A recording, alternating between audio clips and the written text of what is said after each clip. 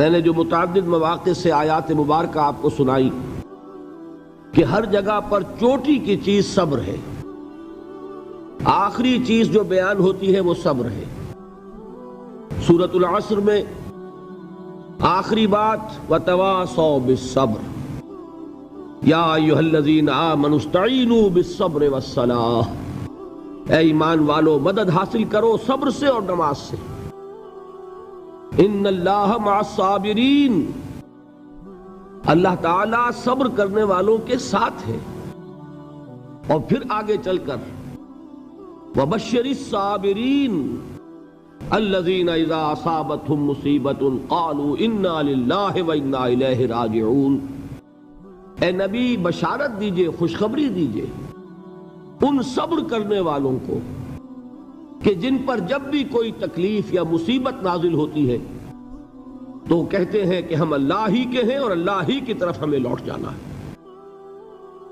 صبر کا مفہوم ہے اپنے آپ کو تھامنا، روکنا، برداشت کرنا، تحمل کرنا، اور جو بھی اپنا ایک طے شدہ مقصد ہے کسی بھی مخالفت سے بددل ہوئے بغیر، کسی بھی تکلیف یا مصیبت سے ہراساں ہوئے بغیر اس کی طرف پیش قدمی کیے چلے جانا۔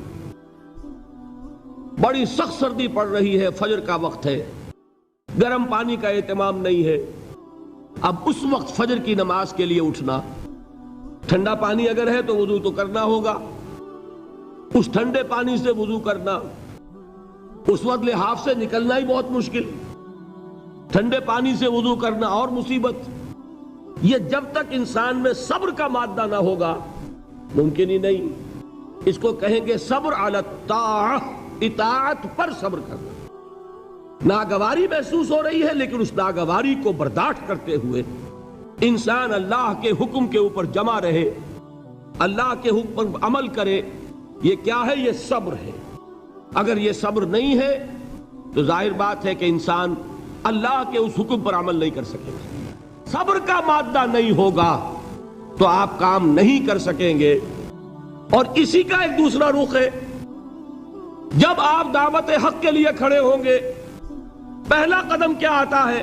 استہزاء، تمسخر، مذاق اڑانا، جس کی میں مثال اب دینا چاہتا ہوں محمد الرسول اللہ صلی اللہ علیہ وسلم کی شخصیت سے۔ دیکھیے ہم کیا اور ہماری بساط کیا، ہم کیا مبلغ ہوں گے، کیا داعی ہوں گے، ہمارے اپنے دامن پر داغ ہوتے ہیں، لیکن یہ کہ محمد الرسول اللہ کے دامن پر کوئی داغ تھا؟ ان کو تو سارے مکے والے الصادق الامین کہتے تھے، نہایت محبوب شخصیت تھے، ان کے لیے تو جا صادق، جا الامین، یہ الفاظ سننے میں آتے تھے، آنکھوں کا تارا۔ لیکن جب آپ نے دعوت اب شروع کی، اب قرآن مجید میں دیکھیے کسی نے کہا مجنون ہو گئے، دماغ خراب ہو گیا، پاگل ہو گئے، اجی شاعر ہیں، کچھ شعر جوڑ لیتے ہیں ہم پر دھوس جماتے ہیں۔ کسی نے کہا ساحر ہے، کچھ جادو سیکھ لیا ہے، یہاں تک کہ ایسے بدبخت بھی پیدا ہوئے، قرآن میں ہے ساحر کذاب، سحر کرنے والا جادوگر نہایت جھوٹا۔ یہ الفاظ کہے جا رہے ہیں کس کی شان میں؟ محمد الرسول اللہ صلی اللہ علیہ وسلم۔ قرآن میں نقل کیا گیا یا ایھا الذی نزل علیہ الذکر انک لمجنون۔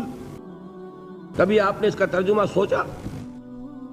اے وہ شخص، دیکھیے تصور کیجئے حضور جا رہے ہیں، تشریف لے جا رہے ہیں، کسی دعوت میں ہے، تبلیغ میں، یا ویسے ہی تشریف لے جا رہے ہیں، اور کوئی ایک جمگھٹا ہے لوگوں کا، ادھر سے فقرہ آتا ہے، تیر کی طرح لگتا ہے دل میں جا کر محمد کے صلی اللہ علیہ وسلم۔ اے وہ شخص جس کا یہ خیال ہے کہ اس پر کوئی ذکر نازل ہو رہا ہے، ہمارے خیال میں تو تمہارا دماغ خراب ہو گیا ہے۔ یا ایھا الذی نزل علیہ الذکر انک لمجنون، کہا کہ نہیں کہا؟ اور یہ نہ سمجھیے کہ حضور صلی اللہ علیہ وسلم کے قلب مبارک کو تکلیف نہیں ہوتی تھی۔ میں قرآن سے ثابت کروں گا، میں کہیں کوئی کہانیاں بیان نہیں کرنا چاہتا۔ قرآن نے کہا ہے وَلَقَدْ نَعْلَمُ انک یضیق صدرک بما یقولون، اے نبی ہمیں خوب معلوم ہے صلی اللہ علیہ وسلم کہ جو کچھ یہ لوگ کہہ رہے ہیں اس سے آپ کا سینہ بھجتا ہے، یہ جو گھٹن ہوتی ہے، صدمہ ہوتا ہے۔ انک یضیق صدرک بما یقولون، ہمیں خوب معلوم ہے کہ جو کچھ یہ باتیں آپ کو سننی پڑ رہی ہیں، یہ کڑوی کسیلی باتیں، یہ جو فقرے چست ہو رہے ہیں، استہزاء ہو رہا ہے، تمسخر ہو رہا ہے۔ سورہ حجر میں ہے، ایک جگہ کھڑے ہوئے لوگ قرآن کا مذاق اڑا رہے ہیں، بھائی فلاں آیت تم لے جانا، فلاں آیت میری ہوگی، اس کے ٹکڑے کر رہے ہیں، اس کے ٹکڑے حصے بکھرے کر کے قیمہ بنا کر ان آیات کا تمسخر اڑا رہے ہیں۔ ایک جگہ قرآن مجید میں مذکور ہے کہ فرشتوں کا مذاق اڑ رہا ہے، بھائی یہ دیکھو محمد نے کہا ہے صلی اللہ علیہ وسلم کہ جہنم پر تو کل 19 فرشتے ہیں، علیہا 19 قرآن میں آیت نازل ہوئی۔ ایک پہلوان کہتا بھائی 10 کو تو میں سنبھال لوں گا، باقی 9 کا تم انتظار کر لو۔ یہ باتیں آ رہی ہیں حضور کے کانوں میں، کلام الہی کے ساتھ کیا سلوک ہو رہا ہے، مجھ پر کیا فقرے چست کیے جا رہے ہیں، مجھ پر جس طریقے سے استہزاء اور تمسخر کا رویہ اختیار کیا گیا ہے، دل بھج رہا ہے، دل میں صدمہ ہے۔ دیکھیے سورہ نون ہے، اور میرے نزدیک یہ دوسری وحی ہے جو حضور پر نازل ہوئی ہے، اس کی ابتدائی آیات، نون والقلم وما یسطرون ما انت بنعمت ربک بمجنون وان لک لاجرا غیر ممنون وانک لعلی خلق عظیم فستبصر ویبصرون بأیکم المفتون ان ربک هو یعلم بمن ضل عن سبیلہ وهو اعلم بالمہتدین۔ نون، قسم ہے قلم کی اور جو کچھ یہ لکھتے ہیں۔ اے نبی آپ اپنے رب کی نعمت سے مجنون نہیں ہیں۔ یہ کیوں کہا جا رہا ہے؟ حضور کو جو صدمہ پہنچا ہے وہی نازل ہوئی ہے دل جوئی کے لیے، تسلی کے لیے۔ آپ کیوں برا منا رہے ہیں؟ اے نبی آپ کیوں صدمہ اور رنج اور اندوہ محسوس کر رہے ہیں؟ ان بدبختوں کے کہنے سے کوئی آپ مجنون ہو جائیں گے؟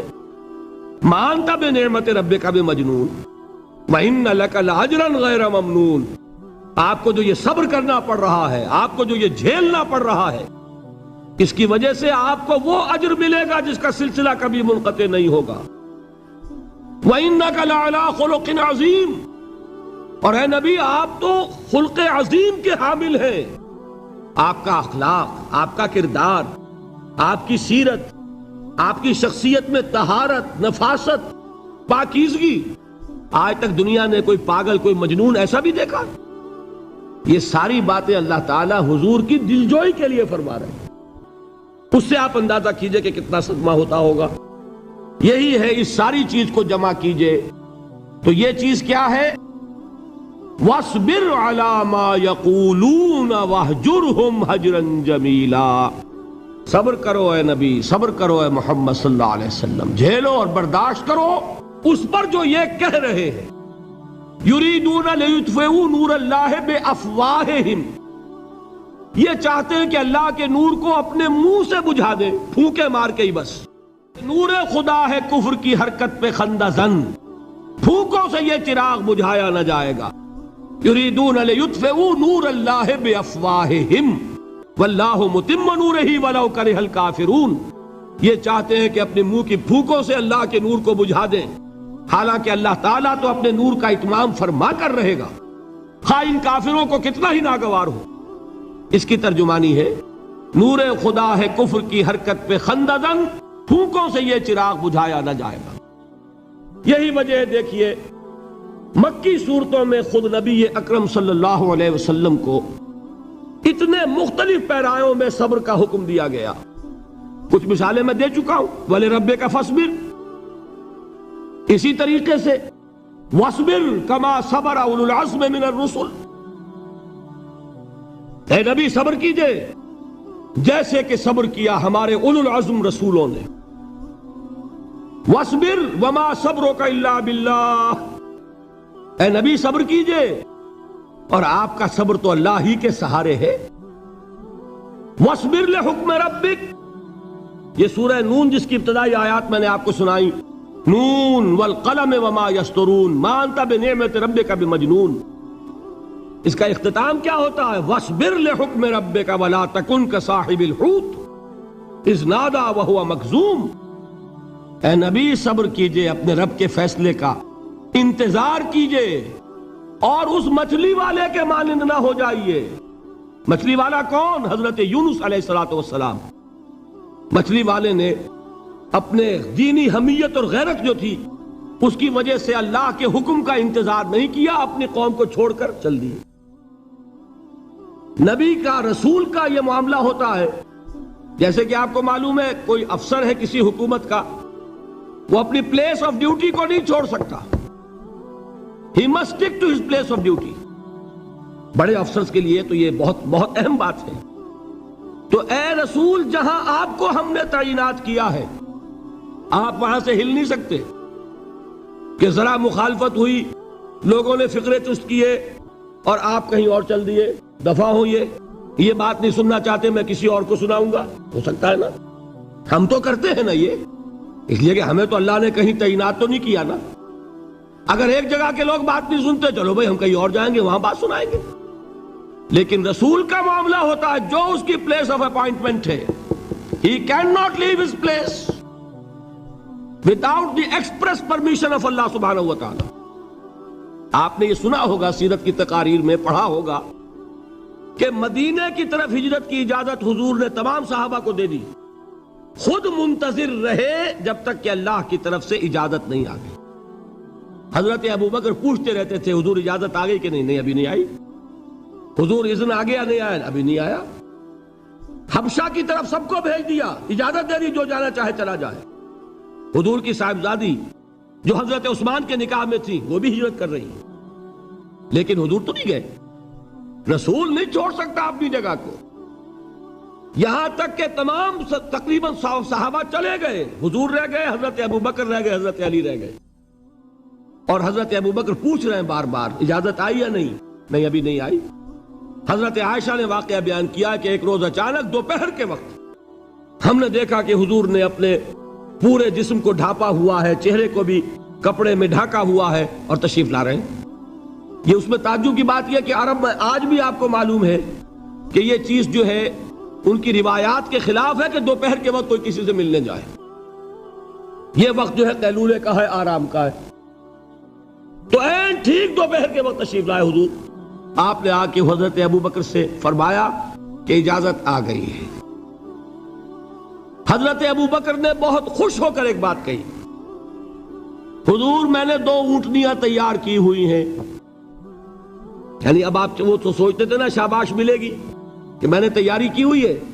میں نے 2 اونٹنیوں کو خوب کھلا پلا کے فربا کیا ہوا ہے، بڑی توانا ہے تاکہ ہم تیزی کے ساتھ سفر کر سکیں.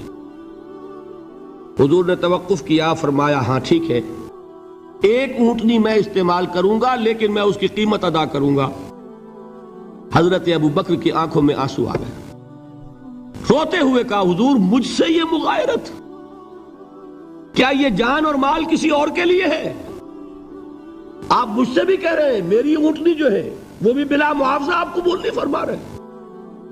یہ ہے محمد الرسول اللہ کی غیرت اور حمیت کا معاملہ. اب دیکھیے ایک بات عجیب ہے، یہ ربط اپنے ذہن میں رکھیے. اللہ تو صبر کی تلقین کر رہا ہے اپنے رسول کو، اور رسول یہی تلقین کر رہے ہیں اپنے صحابہ کو. صبر کرو، جھیلو، برداشت کرو، ہاتھ مت اٹھانا، کوئی جوابی کارروائی نہیں ہوگی، بلکہ اپنے اوپر جھیلو جو کچھ جھیلنا ہے، ڈٹے رہو، پیچھے مت ہٹنا، یہ صبر ہے. لیکن ہاتھ اٹھانے کی اجازت نہیں. چنانچہ اب ذرا چشم تصور سے دیکھیے، ابو جہل اس نے جو بدترین روش اختیار کی، وہ ایک خاندان تھا حضرت یاسر، ان کی اہلیہ حضرت سمیہ، اور ان کے فرزند حضرت عمار رضی اللہ تعالی عنہم. یہ غلام نہیں تھے. حضرت سمیہ تو کنیز تھیں لیکن یاسر غلام نہیں تھے. ان کی کہانی یہ ہے، واقعہ یہ ہے کہ یہ بہت نیک آدمی تھے. یاسر یمن کے باشندے. انہیں کو خواب میں بشارت ہوئی کہ نبی کا ظہور ہونے والا ہے مکے میں، جاؤ شاید ان کے قدموں تک پہنچ جاؤ۔ یہ یمن سے ترک وطن کر کے مکے آ گئے۔ ابو جہل کا ایک چچا تھا، بہت شریف النفس انسان، اس کے ساتھ معاہدہ کیا حلیف بن کر، اور وہ مکے میں رہنے لگے۔ اس لیے کہ یہ نوٹ کر لیجئے، مکہ اس وقت ایک قبیلے کا شہر تھا، صرف قریش۔ یا قرشی رہ سکتا تھا وہاں، یا قرشی کا حلیف، کہ اگر تو کسی قرشی نے آپ کو امان دی ہوئی ہے تو آپ رہ سکتے ہیں مکے میں، ورنہ نہیں۔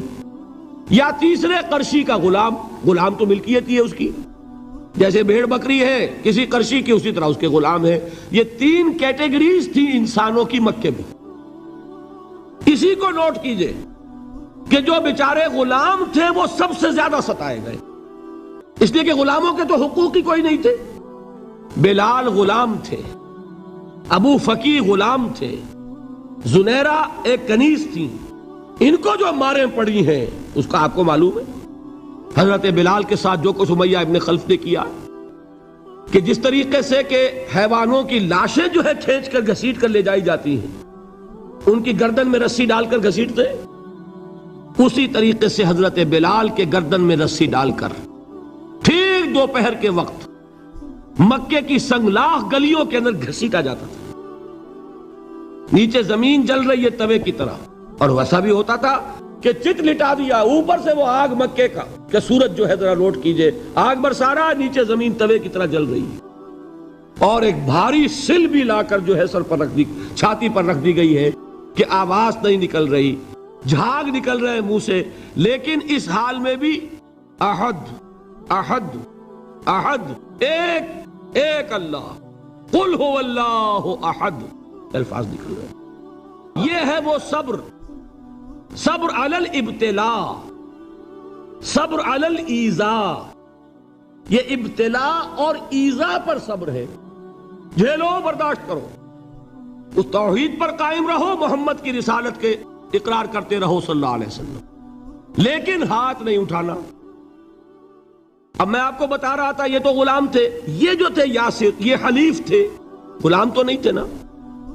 البتہ وہ ابو جہل کے چچا کی کنیز تھی یہ سمیہ، انہوں نے اجازت لے کر ان سے نکاح کر لیا، یہ تو کنیز رہیں گی۔ بیٹا جو ہوا وہ بھی ایک طرح سے، جب کنیز زیادہ ہے تو غلام ہو گیا، عمار ابن یاسر۔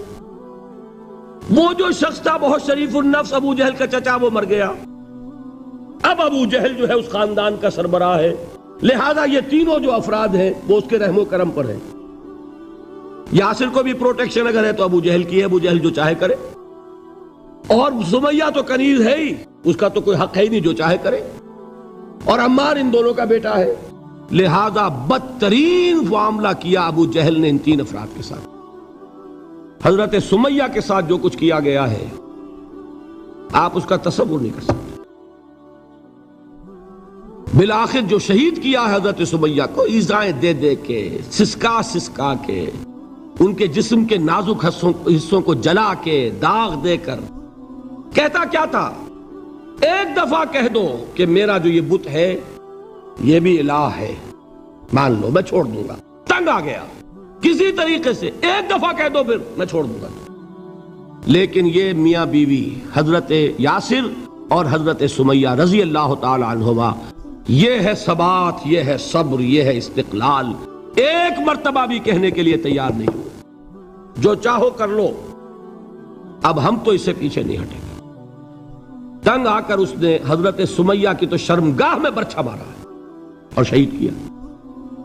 حضرت یاسر کے بارے میں ایک روایت یہ ہے، ستا ستا کے، تنگ کر کر کے، آخر کار جو ختم کیا، انہیں شہید کیا کس طرح، 4 سانڈ اونٹ جوان، ان سے رسے باندھے، ایک رسے سے ایک بازو باندھا، دوسرے سے دوسرا بازو باندھا، تیسرے سے ایک ٹانگ باندھی، چوتھے سے دوسری ٹانگ باندھی، اور چاروں کو دوڑایا ہے کہ جسم کے پرخچے اڑ گئے۔ اس وقت سامنے سے حضور گزرتے تھے جبکہ آل یاسر کے ساتھ یہ معاملہ ہو رہا ہے، کیا فرماتے تھے، اسبروا یا آل یاسر فإن موعدکم الجنہ، اے یاسر کے گھر والوں صبر کرو، جھیلو، اس لیے کہ تمہارے وعدے کی جگہ جنت ہے.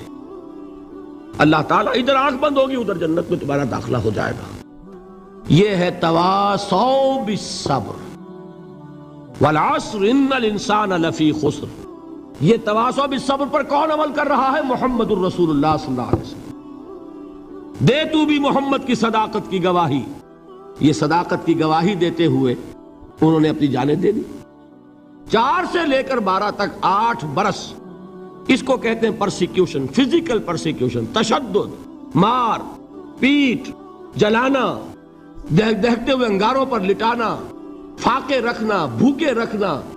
ان کو ڈال دی گئی زنجیریں، گھروں میں بند کر دیا گیا نوجوانوں کو. حضرت عثمان کو چچا نے ان کے ایک چٹائی کے اندر لپیٹا اور دھونی دے دی. دم گھٹ رہا ہے، جان نکل رہی ہے. حضرت مصعب بن عمیر رضی اللہ تعالی عنہ، وہ نوجوان 200 درہم کا جوڑا ان کا سل کر آتا تھا شام سے تیار ہو کر. لباس معطر ہوتا تھا، جدھر سے نکل گیا پوری گلی جو ہے وہ معطر ہو گئی. انگلیاں اٹھ رہی ہیں، وہ جا رہا ہے مصعب، یہ خوشبو اس کی ہے. اس مصعب کے ساتھ کیا سلوک کیا؟ باپ تو مر چکا تھا، ماں نے پالا تھا، دولت بہت چھوڑ کر گیا تھا باپ، لہذا ماں نے بڑے ناز و نام میں پالا، بڑے لاڈ پیار میں. 200 درہم کا جوڑا تیار ہو رہا ہے. لیکن یہ کہ آپ کو معلوم ہے عرب کے اس معاشرے میں عورت کی کوئی حیثیت نہیں تھی، ماں کا اختیار نہیں تھا. چچا تھا آپ سربراہ خاندان کا. چچا نے کہا مصعب اگر تم نے اپنے باپ کا دین چھوڑ دیا ہے تو باپ کی دولت پر بھی تمہارا کوئی حق نہیں ہے، نکل جاؤ گھر سے. اس نے یہ سوچا تھا کہ مصعب کے ہوش ٹھکانے آ جائیں گے، دن میں تارے نظر آ جائیں گے، ناز و نام میں پلا ہوا گھر سے نکل کے جائے گا کہاں؟ یہ سارا نشہ جو ہے توحید کا یہ حیران ہو جائے گا. حضرت مصعب کا جواب بالکل برعکس تھا. اچھا ٹھیک ہے چچا جان، میں گھر چھوڑتا ہوں. وہی بات جو کبھی کہی تھی ابراہیم نے. باپ نے کیا کہا تھا؟ واجرنی ملیہ، جاؤ چلے جاؤ، دفع ہو جاؤ میری نگاہوں سے. حضرت ابراہیم نے کیا جواب دیا تھا؟ سلام علیک ساستغفر لک ربی انہ کان بی حفیہ. اچھا ابا جان آپ کا حکم یہی ہے تو میں چلتا ہوں، آپ پر سلامتی ہو، میرا رب مجھ پر بڑا مہربان ہے، میں اس سے آپ کے لیے استغفار کروں گا. جلدی. یہی جو ہے حضرت ابراہیمی کی نسل ہے نا قریش. آج ابراہیم کے ایک بیٹے کے ساتھ وہی معاملہ ہو رہا ہے مصعب کے ساتھ، اور مصعب چلنے کے لیے تیار ہو گئے.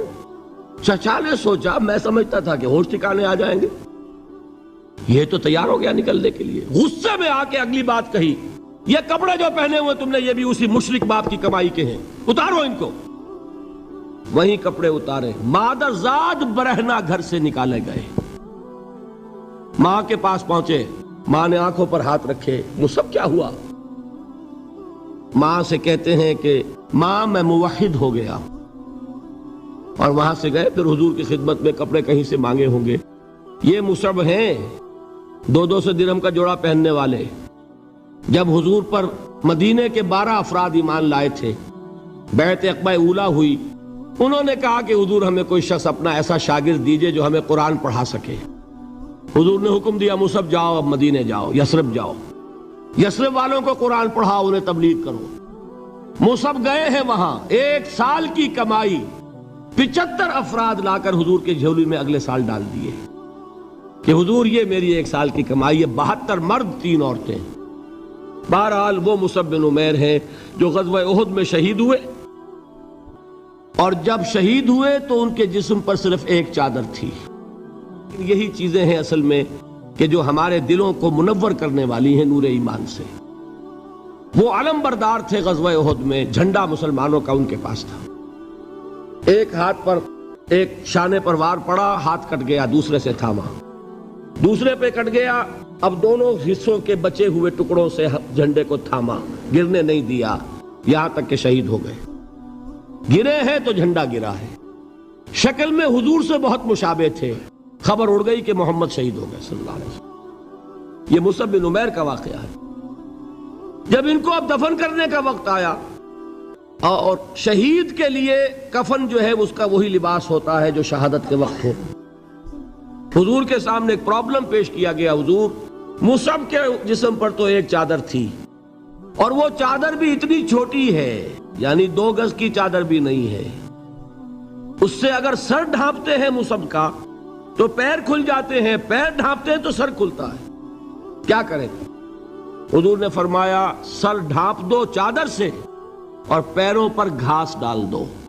یہ آخری لباس ہے جو محمد کے اس دیوانے کو اس دنیا سے رخصت ہوتے ہوئے ملا ہے، جس کا 200 درہم کا جوڑا چلتا تھا۔ یہ ہے صبر۔ برداشت کیا کہ نہیں کیا؟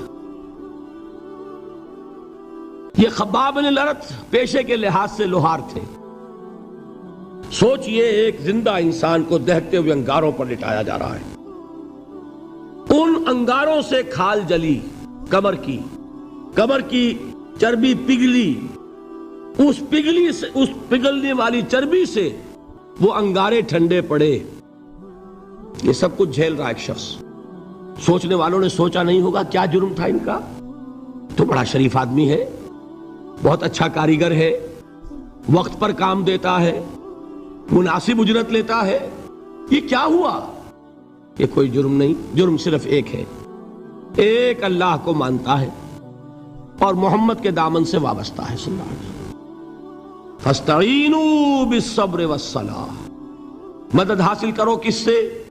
صبر سے اور نماز سے۔ ان اللہ مع الصابرین، جان لو کہ اللہ تعالیٰ صبر کرنے والوں کے ساتھ ہے۔ وَلَا تَقُولُوا لِمَنْ يُقْتَلُ فِي سَبِيلِ اللَّهِ أَمْوَاتٌ، اور ہرگز نہ کہو اسے جو اللہ کی راہ میں قتل ہو جائے کہ وہ مردہ ہے۔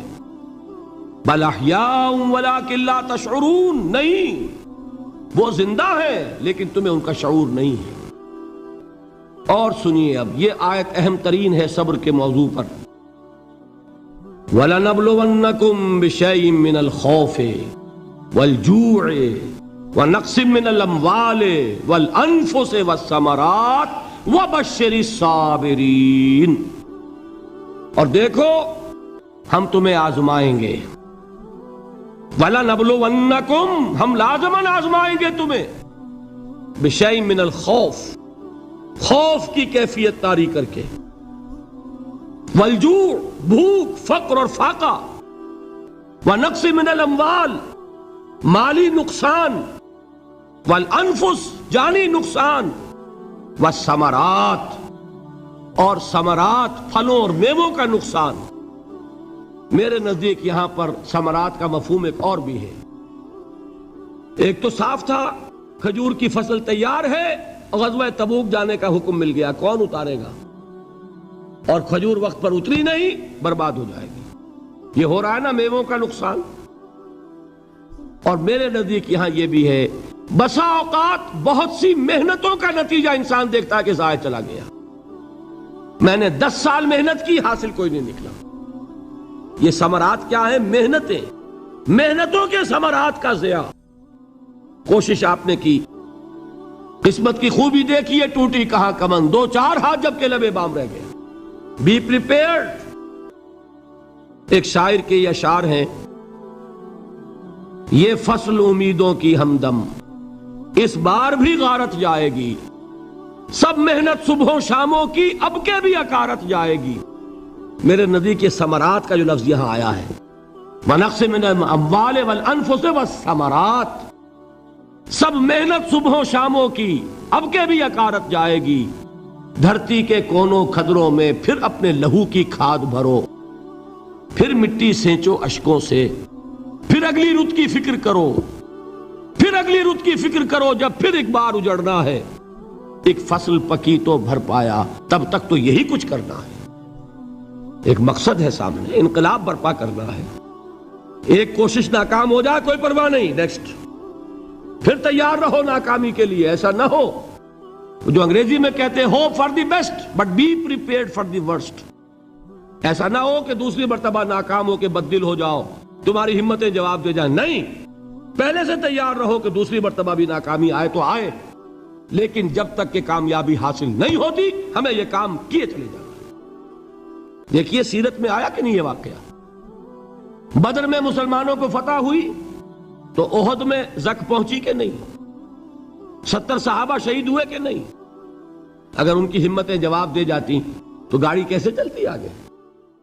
تو فرمایا وَلَنَبْلُوَنَّكُمْ بِشَيْءٍ مِّنَ الْخَوْفِ وَالْجُوعِ وَنَقْصٍ مِّنَ الْأَمْوَالِ وَالْأَنفُسِ وَالثَّمَرَاتِ، ہم تمہیں لازماً آزمائیں گے خوف کی کیفیت سے، فقر و فاقے کی کیفیت سے، بھوک سے، جان کے نقصان سے، مال کے نقصان سے، محنتوں کے حاصل کے ضائع ہو جانے سے۔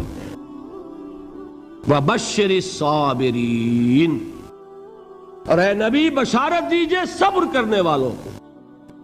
الَّذِينَ إِذَا أَصَابَتْهُمْ مُصِيبَةٌ، وہ کہ جب ان پر کوئی تکلیف آئے، کوئی مصیبت آئے، کوئی آزمائش آئے، قالوا انا للہ وانا الیہ راجعون، وہ یہ کہیں کہ ہم اللہ ہی کے ہیں، اللہ ہی کی طرف لوٹ جانا ہے۔ یہ وہی انداز ہے جو میں نے فارسی کا شعر سنایا تھا آپ کو کہ سرے تسلیم خم ہے جو مزاج یار میں آئے۔ وہ ہمارا مولا ہے، ہمارا آقا ہے، اگر اسے یہی منظور ہے تو ہمیں بھی یہی منظور ہے۔ میں نے تسلیم و رضا کی بات کی تھی نا، آپ کو کچھ شعر سنائے تھے، ایک شعر اور سنیے، اور یہ کس کا ہے؟ محمد علی جوہر کا۔ ایک مرتبہ جیل گئے، ان کی ایک بیٹی جوان بیمار ہوئی، فوت ہو گئی، باہر چھوڑا انگریز نے، جاؤ بھائی دفن کر دو بیٹی کو۔ دوسری مرتبہ جیل گئے، دوسری جوان بیٹی اسی مرض میں مبتلا ہوئی، اب یہ جیل میں ہے، خبر پہنچی کہ دوسری بیٹی کے اوپر بھی اسی مرض کا حملہ ہوا ہے۔ ایک نظم لکھی ہے جس کا آخری شعر یہ ہے، تیری صحت ہمیں منظور ہے لیکن اس کو نہیں منظور تو پھر ہم کو بھی منظور نہیں۔ یہ ہے، جب تک یہ کیفیت نہ ہو اس میدان میں آدمی ثابت قدم نہیں رہ سکتا کہ میرے رب کو اگر یہ منظور ہے تو یہی مجھے منظور ہے، اور تیری صحت ہمیں چاہیے تو ضرور لیکن ہمارے رب کو منظور نہیں تو ہمیں بھی منظور۔ راضی برضائے رب۔ وَبَشِّرِ الصَّابِرِينَ الَّذِينَ إِذَا أَصَابَتْهُمْ مُصِيبَةٌ قَالُوا إِنَّا لِلَّهِ وَإِنَّا إِلَيْهِ رَاجِعُونَ۔ نہ شود نصیب دشمن کے شود ہلاک تیغت، سر دوستہ سلامت کے تو خنجر آزمائی۔ اولئک علیہم صلوات من ربہم ورحمہ، یہی ہے وہ لوگ جن پر ان کے رب کی طرف سے عنایتیں ہیں اور رحمتیں ہیں۔ وَأُولَئِكَ هُمُ الْمُهْتَدُونَ، اور یہی ہے وہ لوگ جو کامیاب ہونے والے ہیں، ہدایت پانے والے، ہدایت یافتہ۔ وَالصَّابِرِينَ فِي الْبَأْسَاءِ وَالضَّرَّاءِ وَحِينَ الْبَأْسِ، اور صبر کرنے والے، اصل نیکی ان کی ہے، جسمانی تکلیفوں میں صبر کرنے والے، فقر اور فاقے میں صبر کرنے والے، اور جنگ کے وقت صبر کرنے والے۔ اولئک الذین صدقوا واولئک هم المتقون، یہ ہے وہ لوگ جو صبر کرنے والے ہیں، یہ ہے جو سچے ہیں، جو اپنے دعوے میں نیکی کے اور ایمان کے صادق ہیں، اور یہی وہ لوگ ہیں جو متقی۔ اللہ تعالیٰ نے کیسے کیسے مسلمانوں سے کہا، مسلمانوں تمہیں زک پہنچی ہے تو انہیں بھی تو پہنچی تھی، ان کے 70 نہیں مارے گئے تھے بدر میں، ان کے حوصلے جو ہیں وہ تو پست نہیں ہوئے، وہ اگلے سال آ گئے تم پر چڑھائی کر کے، تم کیوں اتنا برا مان رہے ہو؟ تمہارے دل اتنے زخمی کیوں ہو گئے؟ تمہیں تکلیف پہنچتی ہے تو انہیں بھی پہنچتی ہے۔ اپنی غیرت جو ہے ہمیں ذرا اس کا جائزہ لینا چاہیے۔ لوگ باطل نظریات کے لیے کتنی قربانیاں دے رہے ہیں، لوگ باطل چیزوں کے فروغ کے لیے کتنی محنتیں کر رہے ہیں۔